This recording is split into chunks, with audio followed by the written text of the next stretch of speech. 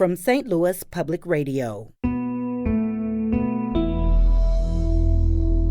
This is St. Louis on the Air.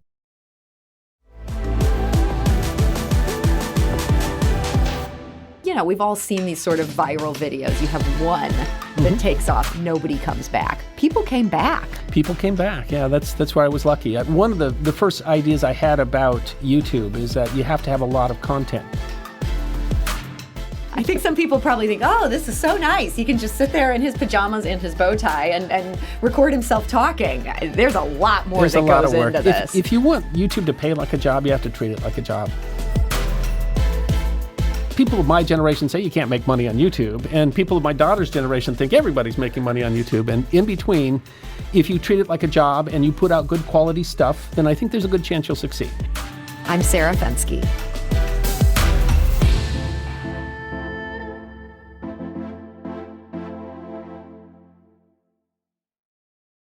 If you're trying to get up to speed on a fascinating but forgotten chapter in world history, you might well find yourself on Lance Geiger's YouTube channel. The bow-tied, bespectacled resident of O'Fallon, Illinois, has posted more than 700 videos, each offering a straightforward, fact-filled narration.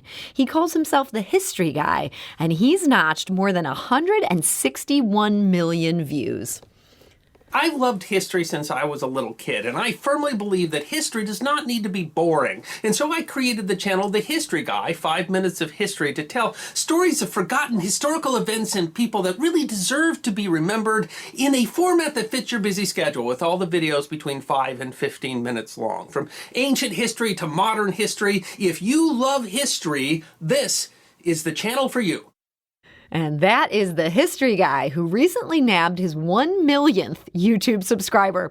And the man behind the bow tie joins us today. So Lance Geiger, welcome. Welcome. Great to be here. Thanks for inviting me. So Lance, you started this channel in 2017. You'd been laid off from a corporate job. Had this idea been in the back of your head even before that? Oh, yeah. I've always loved just telling stories about history. And people all the time through my whole life would say, you should make a living doing that. I just had no idea how to. And it was really when I was kind of forced to that I figured it out. So I imagine there's a lot of listeners thinking, well, why not just become a history teacher? You didn't go that route at all. You got a master's in something else, and you just kind of let history slide for a while. I did. Well, I mean, it was always kind of part of what I was doing. Yeah. But, I guess life just kind of led me different directions. And then by the time I was looking at doing it, of course, it would have been quite a lot to go back and get a PhD or whatever. But I mean, I am a history teacher. I just got to do it in a more fun format where I get to talk about what I want to talk about. And a much bigger audience. Yeah, that's true. So initially, this audience was not that big. No, I think it was just my mom and I. So your mom's faithfully tuning in. There's so many people who set out to try to become a YouTube star, and there's very few who hit this level of success. What was the key for you in this taking off? I wish I had a good answer to that, because people ask me all the time, how do I get more listeners? How do I turn into a big YouTube channel? And I think there's a lot of luck that's involved, but it's a lot of work. I mean, you got to treat it like a job, and I think there's some skill, or I think I maybe have some talent for it. I think that's involved too. And then the luck part is that the way that YouTube works, the more you're seen, the more they put you in front of people so that you'll be seen more. So when you're small, it's very, very difficult to grow. So it really was just one video that I made in the summer of 2017. Sometime in the spring of 2018, it suddenly hit popular and got a few thousand views, and that exposed me to more people, and then it grew very, very quickly after that. So your big breakout, this was the Pan American Flight 6. Is this the one you're referring to? Pan Am Flight 6, yep. Okay, so I want to play a clip from this, from the History Guy's take on Pan Am Flight 6. On January 15th, 2009, U.S. Airways Flight 1549, under the command of Captain Chesley Sullenberger, was forced to ditch in the Hudson River after engine failure, making international headlines and turning Captain Sully into an international hero. But U.S. Air 1549 was not by any means the first passenger aircraft that was forced to ditch in the ocean. And in fact, in the era before jet engines, it was more common. And there was a particular instance in 1956 where a passenger plane had to ditch in much more terrifying circumstances, and it is definitely a story worth remembering, and that is why today the History Guy remembers the story of Pan American Flight 6. And so that is the history guy. My guest today is the history guy, Lance Geiger. That one really took off. It sounds like that kind of had a slow build for you. It did. Oh, yeah. I mean, we were, before you can get paid by YouTube, you have to earn $100 in ad revenue. And after months, I mean, I started in March. By the end of the year, I had, I think, maybe 70 cents booked in the account. So, I mean, it really was a leap of faith there. I mean, money's running out. This is my plan. It's not making any money. And that's when this came along. But once this hit, I think I got my first check the next month for a couple $100. Okay. But by August, it was paying my mortgage. Wow. I mean, so once it took off, it really took off. It really took off, yeah. I imagine with this one, it might have been Google that originally led people to this. You very smartly sort of tied it to this current event. So people are finding you through that. But, we've all seen these sort of viral videos. You have one that takes off. Nobody comes back. People came back. People came back. Yeah, that's where I was lucky. One of the first ideas I had about YouTube is that you have to have a lot of content, because if someone sees your video, you got to have more there for them to see in order to hook them. And so I really focused that first year on just getting videos out. I mean, I was putting a lot of videos out. Still do. I mean, I put out 3 videos a week. I mean, that seems like a lot of work right there. I think some people probably think, oh, this is so nice. He can just sit there in his pajamas and his bow tie and record himself talking. There's a lot more that goes into this. If you want YouTube to pay like a job, you have to treat it like a job. That's what I would say. I mean, so that's one of the misconceptions. I mean, people of my generation say you can't make money on YouTube, and people of my daughter's generation think everybody's making money on YouTube. And in between, if you treat it like a job and you put out good quality stuff, then I think there's a good chance you'll succeed. So it makes sense to me now that you're sort of maintaining this pace. I mean, you have all these eager viewers. I mean, reading your comment section, it's like a comment section nowhere else. People are so engaged. They're bringing ideas to you. They're just eating this up. But I imagine back when it was just your mom watching, you might have started to second guess yourself a little bit. Oh, absolutely. Yeah. As a matter of fact, before Pan Am 6 hit, the month before, I almost gave up.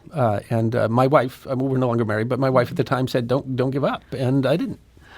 I'm interested that she said, keep going with this, because I feel like if this were my husband, I'd be like, you got to go get a job, honey. Like, we need a salary coming in here. She believed that you had this concept that worked. She believed in it, and she believed it was going to work, yeah. And so she was there and let me keep going. And then, because her job had some difficulty. So in August, I could say to her, you don't have to stay there, because this is paying the rent now if you want to do something else. And so you were able to kind of return that favor. I was able to return the favor, yeah. So as you say, this, once this Pan Am video took off, a whole lot of things began to take off. It starts paying your mortgage. This is now not just your salary. You have employees. I have employees, yeah. How many employees do you have? I have 2 employees, and they're family. One of them is my ex-wife's sister, is my business manager, and she handles everything that's not making videos. I wish she'd been with me today, because I got lost on the way to the studio. Carolyn helps me with things like that. You needed her there. Yeah, I do. I pretty much can make videos. That's what I can do. And then my oldest son, Josh, who's 30, and he works for us now. He writes about half the scripts now. He runs the podcast. And so it's a small group that's all together. But I mean, that's what allows us to keep up the pace that we do. I mean, that's pretty cool, the fact this is able to pay 3 salaries. Absolutely. You're living the YouTube dream here. Yeah, absolutely. Yeah. And for like Carolyn, for my business manager, it meant she didn't have to drive. She's got 4 sons, and she didn't have to drive in the city anymore. She could work from home. And for my son, it's a dream to be able to work with him. He's amazing, and we get to talk an awful lot. He lives in Wyoming, so I don't get to see him all the time. And to provide a salary for him to do what he loves, I mean, that is living the dream. Yeah, that's amazing. I want to talk about this podcast in a minute, but before we talk about that, I want to talk about these videos, because what makes it so interesting is you're finding so many different random stories. And even for people who consider themselves well-read, they might be shocked at some of these things that you're coming up with. And then you're also keeping it so factual, like you're not just on there sort of like giving a screed. What's the hardest part of this? Is it finding the idea to begin with, or is it getting the good information so you can then turn this into research, a story? I mean, finding there's just plenty of ideas out there. So it's, I mean, that's not a challenge? There's days when you're sitting there and you're like, what am I going to do tomorrow? But most of the time, that's not a challenge. Now, I've got 1,000 topics, I think, bookmarked on my laptop. Every time you make a video, you probably get 50 good topics from the people responding. So your commenters really are giving you fuel at this point. Yeah, we have a box for that. We have an email box for just suggestions at thehistoryguy.net. But we almost can't even keep up with the box. I mean, with all the stuff that comes in. So there's just plenty of history out there and plenty of ways to find it.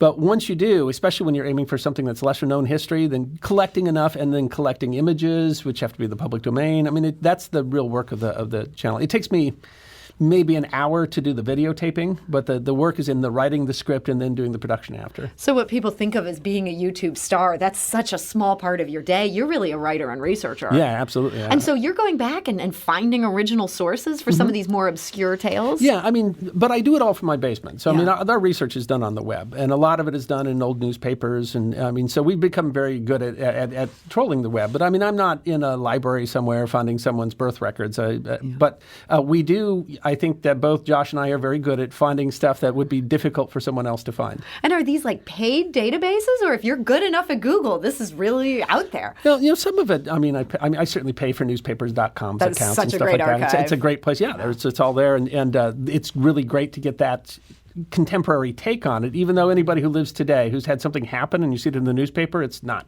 quite exactly how you saw things. You do hear this a lot in the journalism business. Yes, you know, that's first true. draft of history doesn't mean it's the final draft. And sometimes that's all that we have to work with. But I mean, most of it's free. Most of it's just out there. You just have to become very, very good at Google and very good at seeing where, I mean, a lot of the time you find one source, that gets you to secondary sources and goes to there. But I mean, very frequently I'm buying books on Kindle and then I go and use those, and that's background research. Do you ever find as you're getting deep into something that sort of the first take or the first source that you find, it was just wrong and you end up having to shatter the conventional wisdom? Yeah, absolutely. Yeah, all the time. And sometimes the contemporary papers will tell you a different story than they're telling afterwards. And you know, part of that is the nature of history, which changes over time. So we do have to try to, and where there's a conflict, I try to say these are the two sides of the story. I mean, my idea is just to try to get the information out there and let people make their own decisions. But yeah, you do find, and you know, I used to tell lots of stories of history that when I went and researched them, I found out I was telling them wrong. I've completely miseducated my sons over the years in the stories that I was telling. And so that's part of the fun of it, is to go find out that it's not really the story you thought it was. Do you lean into that controversy? I mean, we think of the history guy as kind of a more sober-minded figure, but if you're finding out everything you knew about this was wrong, does that become a selling point? Yeah, it does. I mean, I don't think I seek controversy, but I certainly will seek controversy in terms of history. If I want to say that this is maybe the way you've heard about this is not maybe how it happened, because this is how someone else, I'd love to tell that kind of story. I don't want to get into contemporary controversy. That's what I really try to avoid on the channel. I was going to say, there's so much controversy right now around how do we teach history, and somehow the history guy seems to kind of rise above that, almost be a neutral operator. You're doing that on purpose. That is my goal. That is absolutely what we're aiming for. I mean, you can't completely remove bias from what you're doing, but you can certainly try, and you can set that as your goal, and that's what we're aiming for, yeah. So when you set out to do this, you thought you were going to be doing 5-minute histories. Yeah. You're not doing just 5 minutes. Most of them seem more like 15. Yeah, we're closer to 15 now. That happened pretty early, where I figured out that the number of topics that really fit that, and as much as I wanted to say that about 15 minutes, I think for a while we said 10 to 15 minutes. Now some of them roll into 17. But the idea, I mean, what we finally did, because if you notice, if you listen to the history guy, you'll see that there's a point where I start talking very, very fast. And the reason was I was trying to fit what I wanted to say into my 5 minutes. And I said, that's just silly. Just tell the story and don't worry about the time. So that's where we are now. The idea is tell the story, and if we pick the right story, it's going to be roughly in the right time frame. But they're mostly 15 to 17 minutes. And do you find the viewers are down for that? You know, your original idea was this is something you can squeeze in. You know, now you're asking for a little more time commitment, but they're following you. I think so. Most of my audience does. I'm sure there are some that are like, didn't have time for 17 minutes. But there's others who say, why don't you do this 2 hours? You know, why did you leave this out or that out? And I'm just aiming for what's a good period of time to tell a good story. And, you know, I don't think 15 or 17 minutes is probably going to ruin somebody's day. I think it still fits into their commute or wherever they're listening to it. Squeeze it in at work when the boss isn't looking. So that leads us to the podcast. You started this podcast a year ago. Your son Josh is the host. These are much longer stories. So what makes a good story for the podcast? Those are going like almost an hour. They are, but what the podcast is it'll take the audio from 2 History Guy episodes.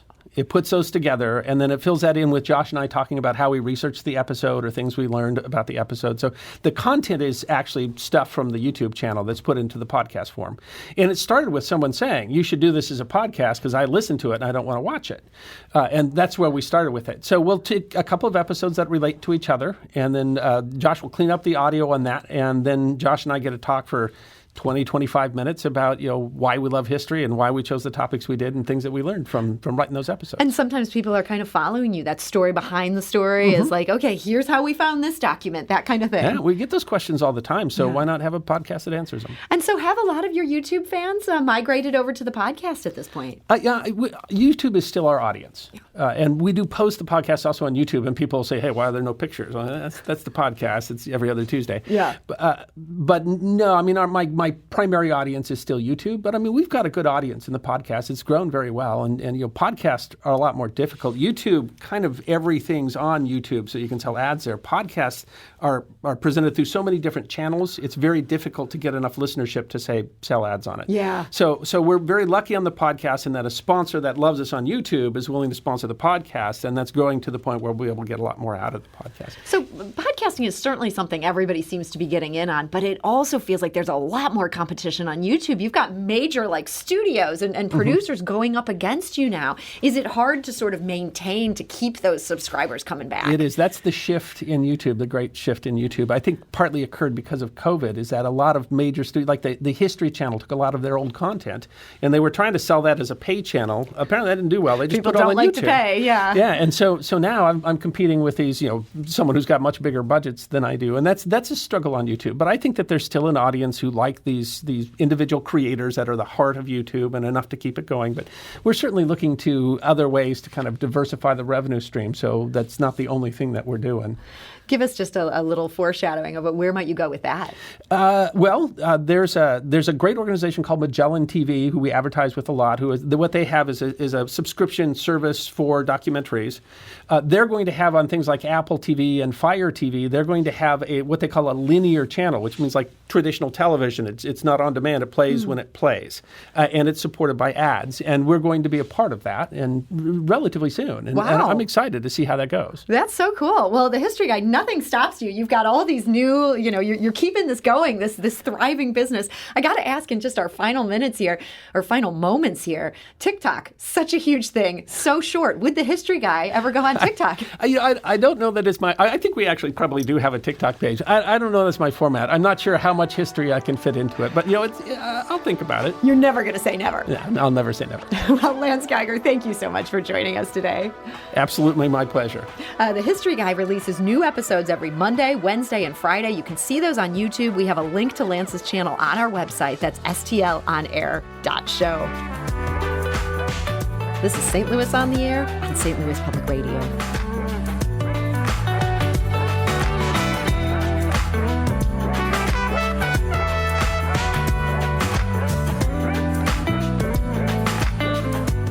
This episode was produced by Kayla Drake with audio engineering and podcast design by Aaron Dorr. Our executive producer is Alex Hoyer. St. Louis on the Air is a production of St. Louis Public Radio. Understanding starts here. Do you find yourself regularly listening to episodes of St. Louis on the Air? Suggest us to a friend you think might enjoy our conversations. And leave us a review and rating on Apple Podcasts on the App Store. It's the simplest way to help people discover our show. Thanks. St. Louis Public Radio is a member-supported service of the University of Missouri, St. Louis.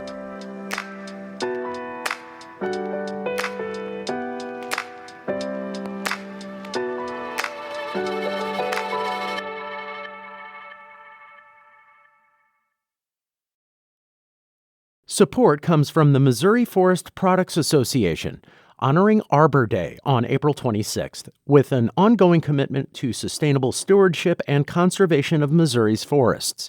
ChooseWood.com.